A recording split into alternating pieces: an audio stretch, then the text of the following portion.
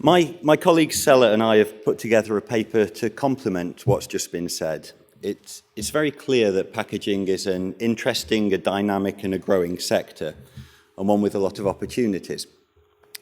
And when we start looking at these opportunities, we believe that there's two ways we can look at that. One is to look at the markets and what drives it, and the other is to look at it in investment terms, and our presentation is going to mirror those 2 points. But it's very apt that we're here in Stationers' Hall this morning. Not only is this a wonderful venue for an event such as this, and not only are we corporate members and have a nice association with Stationers, but as Jarko mentioned, we were commissioned earlier this year to undertake a report on packaging. Stationers clearly saw this also as a growing area and one of interest. And writing this report was a really good fit with us. We've been doing increasing work in the packaging sector in recent years. We've specifically had to move from just focusing on paper packaging to all substrates. And our colleagues in Poyry Capital have also been doing a lot more work in the packaging space as well.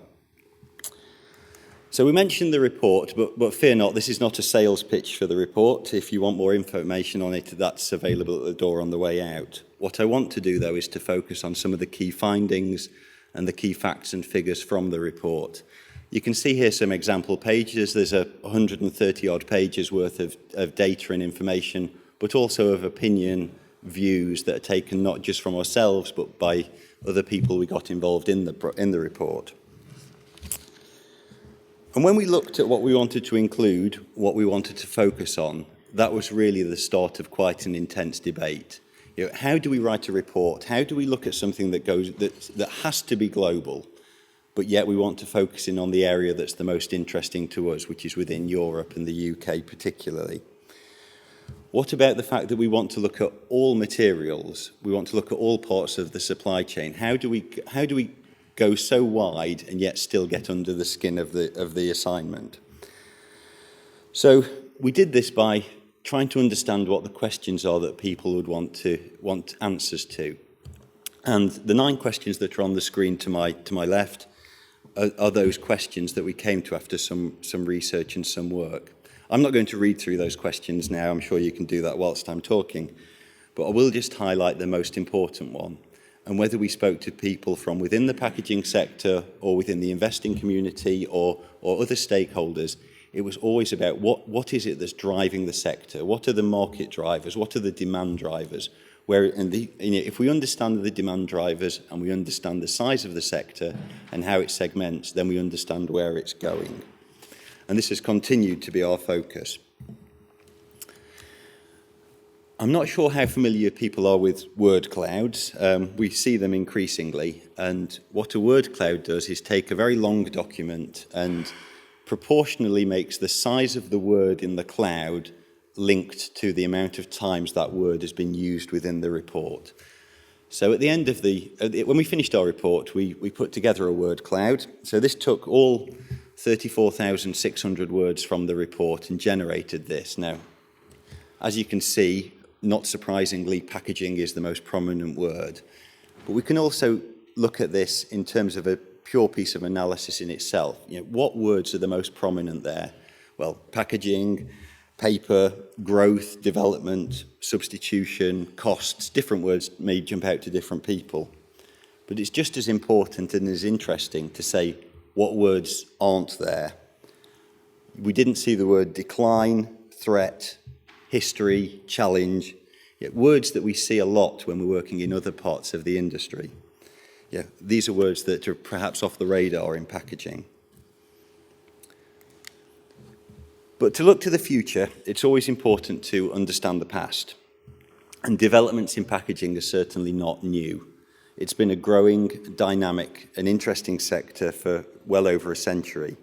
If we go back to the early 1900s, we saw the introduction of aluminium foil, to more recent years where we saw bioplastics, an area where we're also very active. But today we're reaching a new paradigm. We're moving from a cradle to grave to a cradle to cradle, or some call circular economy. The benefit of this is it allows for growth above and beyond what we might expect purely through GDP growth. As I mentioned earlier, to really understand packaging, it's not just the drivers, but you need to also understand the size of the sector. And when we did this, even trying to answer that question is a lot more complex than it might seem. First of all, we need to determine, when we look at the size of a sector like packaging, do we do it by volume or by value? So if we say we'll do it by volume, then does that mean that we do it by weight, by kilograms, by tons, by kilotons, or do we do it by pure volume, by meter cubed? And if we're not going to do it by volume and we do it by value, then we've got more questions to answer. If we do it by value, what currency do we use? Do we use dollars as the most prominent global currency, or do we use euro, which is more relevant to us, or pounds because we're a British company? And even if we're going to choose, once we've chosen the currency, do we do that at a fixed exchange rate now or at a different exchange rates through the period? And when we look at that, we see packaging as a $670 billion industry. When we segment it, we can see that paper is the largest single material, but that can be very misleading because when you look at flexibles is got a high proportion of plastics within it. So if we took flexible plastics plus rigid plastics, then that's certainly bigger than the paper set part of packaging. When we look at it from a regional perspective, we don't see the typical one-third, one-third, one-third proportions that we often see. One-third North America, one-third Americas, one-third Europe, one-third Asia. We see Asia as being far more prominent, and the simple reason is that packaging is so much more linked to the size of the population than other materials might be. That's where the packaging sector is now, but where is it heading? We undertook a number of growth forecasts, and what we can see on the graphic is the grey bubbles show where we are now, and the orange bubbles show where we expect to be in 2025. And there's a few key messages to take from this. It's very clear. One of the first things people see is, well, who's got the best growth forecast? Who's got the largest market size? Well, we can see that plastics are not only are large, but they're also growing the most rapidly, taking market share away from paperboard, from glass, and from metals. But it's very key that you follow the word that it's taking market share, not taking market necessarily. In other words, all of those markets are growing. Everything is above zero on the y-axis. Everything's in the growth spectrum. It's just the degrees of growth are increased for plastics compared to other materials. When we look on a regional perspective, perhaps the results aren't so surprising based on this that we've just seen. We see the largest growth in Asia Pacific. That's driven predominantly by, but not solely by, China. But again, all of these global regions are showing growth as well. Slightly less growth in Western Europe and North America, but all positive. So on to demand drivers. The demand for packaging is fundamentally defined by the choices of a booming population of over 7 billion people. And this in itself is shaped by factors such as GDP, age, population, but also by less tangible factors such as the preference for goods. Fundamentally, though, demand for packaging lies with the demand for the product. But there's certainly an enormous complexity, and it's a complexity that we're showing on this graphic. And it's difficult to read some of the words, but if we start at the sort of 1 o'clock on the clock face, the first demand driver that we would talk about would be retail.